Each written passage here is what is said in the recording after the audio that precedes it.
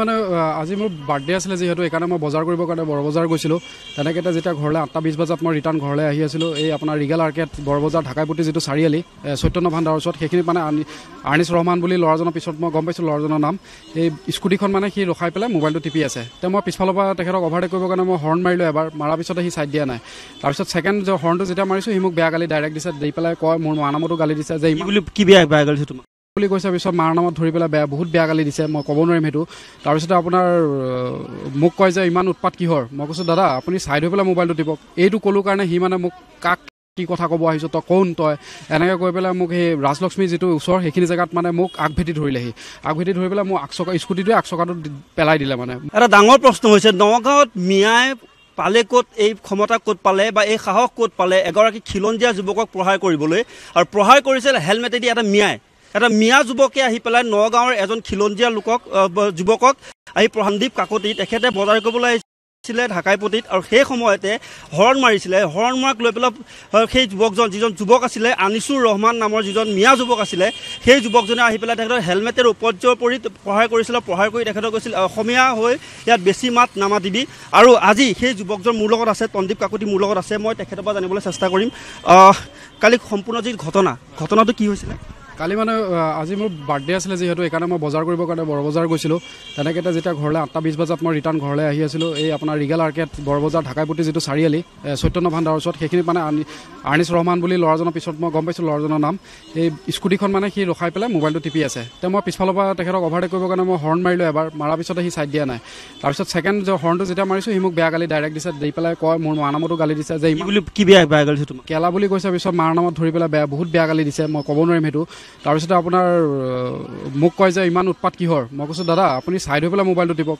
এইটো ক'লোঁ কাৰণে সি মানে মোক কাক কেলা কি কথা ক'ব আহিছোঁ তই কোন তই এনেকৈ কৈ পেলাই মোক সেই ৰাজলক্ষ্মী যিটো ওচৰ সেইখিনি জেগাত মানে মোক আগভেটি ধৰিলেহি আগভেটি ধৰি পেলাই মোক স্কুটিটোৱে আগচকাটো পেলাই দিলে মানে মই পৰিছিলোঁ সেইখিনি প্ৰথমৰ ভিডিঅ' যিটো ভিডিঅ'ত অহা নাই সি মোক মুখত সেইখিনি জেগাত তাৰপিছতে আপোনাৰ মোৰ হেলমেটটো খুলি গৈছে এইফালে মই বাইকখনো উঠাব পৰা নাই তাৰপিছত মই যেতিয়া বাইকখন উঠাইছোঁ হেলমেট দিয়ে মোক মাৰি আছে কমচে কম 10-12 বাৰমান হিট কৰিছে আপোনাক কৈছিল নেকি যে অসমীয়া হয় বেছি অসমীয়া জাত বুলি কৈছে মোৰ মাৰ নামত গালি দিছে মোক কৈছে অসমীয়া জাত তই কেইটা কাৰণত মই চাই ল'ম বোলো হয় নেকি ঠিক আছে হ'ব মই আইনী প্ৰক্ৰিয়া মই যি কৰিব লাগে মই কৰি আছোঁ এতিয়া আপুনি ক'ত আঘাত হৈছে মোৰতো এইখিনি জেগাত আপোনাৰ কমপ্লিটলি আপোনাৰ দুখ পাইছোঁ এইখিনি জেগা ফুলি আছে মোৰ এতিয়া তেখেতক এৰেষ্ট কৰা হৈছে যোৱাকালি নিশাই ছাৰহঁতে কৰিলে এতিয়া মানে সেইটোৱে মই উচিত ব্যৱস্থা বিচাৰোঁ মানে কিবা আহ্বান জনাব নেকি মই ছাৰক এইটোৱে কৈছোঁ যে মই 1.5 কিলোমিটাৰ জেগাত মই সুৰক্ষা নহয় কালি মোক পানেও মাৰি পেলালে হয় তো সেইটোৱে মই বিচাৰোঁ যাতে এনেকুৱা ধৰণৰ ল'ৰা যাতে 10-20 বাৰ যাতে হাত কপে আমাৰ নিচিনা ল'ৰাৰ ওপৰত হাত উঠোৱাৰ আগত মইতো একো ভুল কৰা নাছিলোঁ ন হৰ্ণটোৱে মাৰিছোঁ অভাৰটেক কৰিবৰ কাৰণে সি এনেকৈ এটেম্প কৰিছে আপোনালোকে নিশ্চয় ভিডিঅ'টো দেখিছে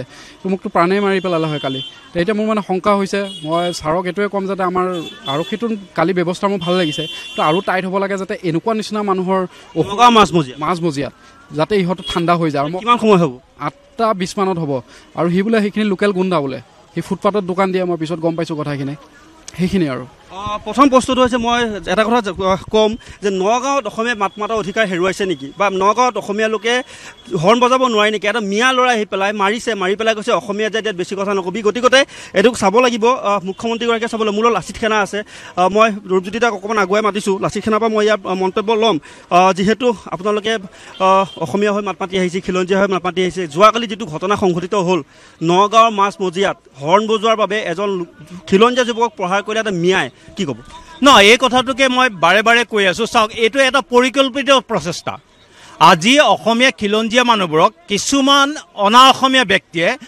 সৰু সৰু সুযোগ লৈ পেলাই প্ৰাণে মৰালৈকে সুবিধা এটা ল'ব বিচাৰিছে এতিয়া কথা হ'ল আজি চাওক আজি এনেকুৱা এটা ঠিক একেই পৰিকল্পিতভাৱে আৰু এটা ঘটনা আজি 10-15 দিনৰ আগত হৈছে আমাৰ আছুৰ এজন ল'ৰাৰ ভাতৃক ঠিক হৰণ বজোৱাৰ নামতে নগাঁৱৰ মাজমজিয়াত ইমান বেয়াকৈ মাৰিছে আৰু প্ৰশাসনে তেতিয়াই কৈছিলে ইয়াৰ বিহিত ব্যৱস্থা লোৱা হ'ব আৰু ভৱিষ্যতে এনে নগাঁৱত ঘটনা হ'ব নোৱাৰে তাৰ এটা প্ৰচেষ্টা কৰা হ'ব কিন্তু আচৰিত কথা আজিলৈকে তেওঁ গ্ৰেপ্তাৰে কৰিব পৰা প্ৰশাসন হোৱা নাই নাছিৰ হয় গতিকে এইদৰে যদি ঘটনাবোৰ হৈ থাকে এইটো বীৰ লাচিত খানাই কেতিয়াও সহ্য নকৰে আৰু এটা কথা বাৰ কৈছোঁ আমাৰ ল'ৰাই স্বৰ্গতে খাই পেলাই জীয়াই থাকিব নোৱাৰে আমি নগাঁৱত আছোঁ, আমি খিলঞ্জীয়া মানুহ, নগাঁৱত যিটো ভাৱে প্ৰচেষ্টা চলাই আছে অনা অসমীয়াভাৱে, এইটো এটা সহ্য কৰা নহ'ব।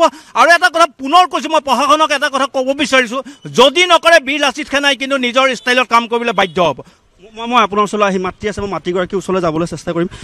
যোৱাকালি বিনা কাৰণত আপোনাৰ পুত্ৰক প্ৰহাৰ কৰা হ'ল। মোৰ ল'ৰা আজি জন্মদিন আছিলে, তাৰ কাৰণে মই তাক অলপ সহায় এখন দিবৰ কাৰণে বুট মগু ফল মূল আনিবলৈ বৰ বজাৰলৈ পঠাইছিলোঁ। তেতিয়া সন্ধিয়া 7:30মান বাজিছে। তেতিয়া সি মানে প্ৰসাদ লৈ পেলাই ঘৰমুখী হৈছে। তেতিয়া সি মানে এজন মানুহে মাজ ৰাস্তাত ৰৈ পেলাই মোবাইল টিপি আছে। মোবাইল টিপি থকাৰ কাৰণে মোৰ ল'ৰাটোৱে হৰণ মাৰিছে। এবাৰৰ জেগাত 2বাৰ মাৰিছে।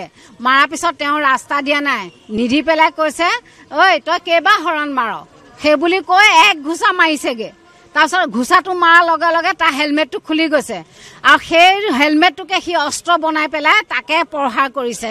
6-7 বাৰ মূৰটোত মাৰিছে, আৰু ল'ৰাটোৱে এটা হাতে ধৰিয়ে ল'ৰাটো মানে জীৱনটো বচাইছে। কালি মানে সি ইমান দাহত আছিলে, সি মানে পাৰিলে তাক মাৰিয়ে পেলালেহেঁতেন। আৰু ওচৰৰ মানুহ আছে, চাই আছে। পিছত 6 কোবমান মাৰাৰ পিছত এজন ল'ৰাই গৈ পেলাই কাজিয়াখন ভাঙি দিছে যে কিয় এনেকুৱা কৰিছে, এই ল'ৰাটো বিনা দোষী ল'ৰাটোক আপুনি কিয় কৰিছে। আজি যদি এটা ছাইড ল'বৰ কাৰণে হৰণটো কেলৈ দিছে, হৰণটো বজাবলৈ দিছে। যদি বজোৱাত অপৰাধ হৈছে তেতিয়াহ'লে আমাৰ ল'ৰা গাত কি দুখ হ'ব কওকচোন। যদি হৰণটো বজোৱা অপৰাধ হৈছে তে সি হৰণটো নবজাব ৰাস্তাৰ কাৰণে। এতিয়া চাওক আপুনি, এই অসমখনতে অসমীয়া ল'ৰা এটাই সন্ধিয়া গধূলি 7:30 বজাত ওলাই আহি যদি বজাৰকেইটা কৰি ঘৰলৈ নিবলৈ সুৰক্ষিত নহয়, তেনেহ'লে এই অসমত কেনেকৈ অসমীয়া জীয়াই থাকিব, কাৰ ভৰসাত জীয়াই থাকিব। মোৰ আগলৈ নাই পিছলৈ নাই, এটাই ল'ৰা।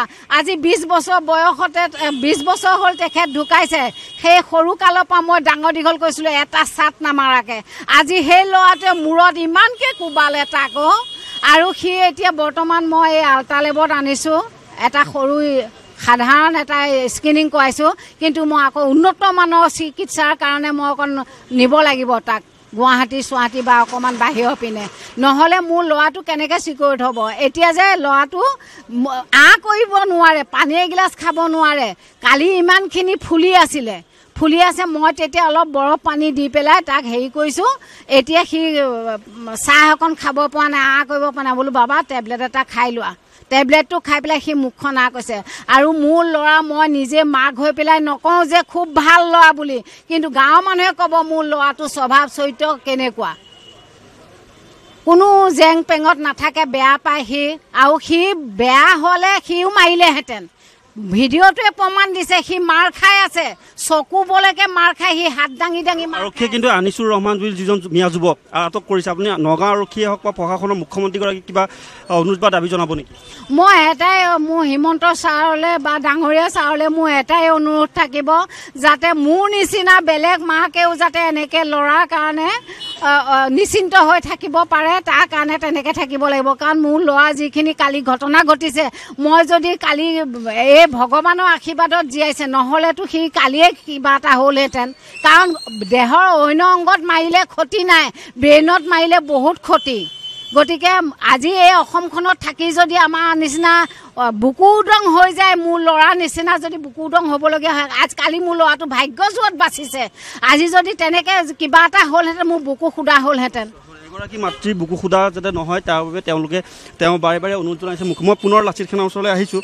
মই পুনৰ আপোনাৰ ওচৰলৈ আহিছোঁ। মই পুনৰ আপোনাৰ পৰা জানিবলৈ চেষ্টা কৰিম যে একাংশ ৰাজনৈতিক নেতা, বিৰোধী ৰাজনৈতিক নেতাৰ মিয়া প্ৰেমৰ কাৰণে তেওঁলোকে এই ধৰণৰ মিয়া যিবিলাক যুৱক আছে তেওঁলোকে উৎসাহ পাইছে নেকি? এই ধৰণৰ খিলঞ্জীয়া যুৱকক মাৰপিট কৰিবলৈ, বা কোনোবাই তেওঁলোকক হেঁচা প্ৰয়োগ কৰিছে নেকি? সময় আহি গ'ল যে খিলঞ্জীয়াকেইটা মাৰিব লাগে।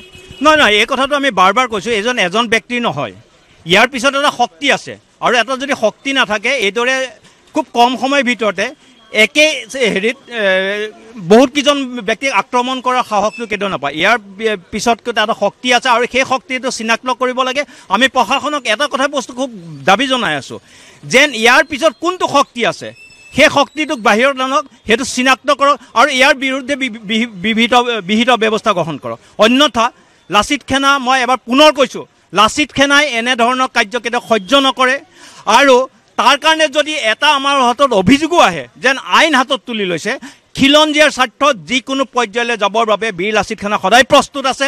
সেই কথা পুনৰ কৈছোঁ, এইদৰে অনা অসমীয়াৰ দপদপনি নগাঁৱত হ'বলৈ দিয়া নহ'ব যেতিয়ালৈকে বীৰ লাচিত খানা আছে। সেইটো পুনৰবাৰ কৈছোঁ, ইয়াৰ বিৰুদ্ধে আমি আমাৰ ষ্টাইলত আমি কাম কৰি যাম।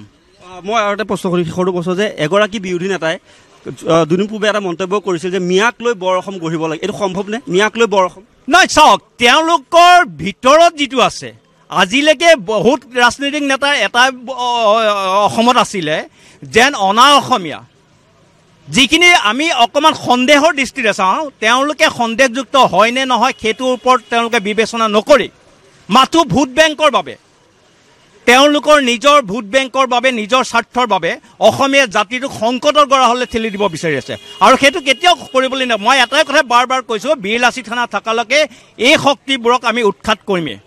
নিশ্চয় আচলতে বীৰ লাচিত খানাৰ মন্তব্য যে তেওঁলোকে বাৰে বাৰে কৈ আছে যে এই ধৰণৰ যি শক্তি, এই ধৰণৰ শক্তি উৎখাত কৰিব লাগিব। ইয়াৰ পিছত কোন যদি ৰাজনৈতিক যদি শক্তি আছে, নগাঁও প্ৰশাসনক অনুৰোধ জনাইছে, মুখ্যমন্ত্ৰীগৰাকীক অনুৰোধ জনাইছে, মাতৃগৰাকীয়ে অনুৰোধ জনাইছে যে ইয়াৰ বিষয়ে সুব্যৱস্থা গ্ৰহণ কৰিব লাগে। আৰু তন্দীপ কাকতি যিগৰাকী অসমীয়া যুৱকক যোৱাকালি ফুট গধূলিত প্ৰহাৰ কৰিছিলে, এগৰাকী মিয়া যুৱকে প্ৰহাৰ কৰিছিলে, আনিছুৰ ৰহমান নামৰ মিয়া যুৱকে প্ৰহাৰ কৰিছে, সেই এজনক আৰক্ষীয়ে গ্ৰেপ্তাৰ কৰিছিল। তেওঁৰ ওপৰত বিহিত ব্যৱস্থা গ্ৰহণ কৰিব লাগে। কিন্তু এটা কথা ক'ব লাগিব যে নগাঁৱত যাতে মিয়াৰ দপদপনি আৰু পুনৰ নচলে, নগাঁৱত যাতে খিলঞ্জীয়া যুৱকক যাতে প্ৰহাৰ কৰিবলৈ মিয়াই যাতে সাহস নকৰে, কেৱল নগাঁৱতে নহয় সমগ্ৰ অসমতে যাতে সাহস নকৰে, তাৰ বাবে কিন্তু ৰাজ্যৰ মুখ্যমন্ত্ৰী ডক্টৰ হিমন্ত বিশ্ব শৰ্মাই এক উচিত ব্যৱস্থা কিন্তু গ্ৰহণ কৰিব লাগিব।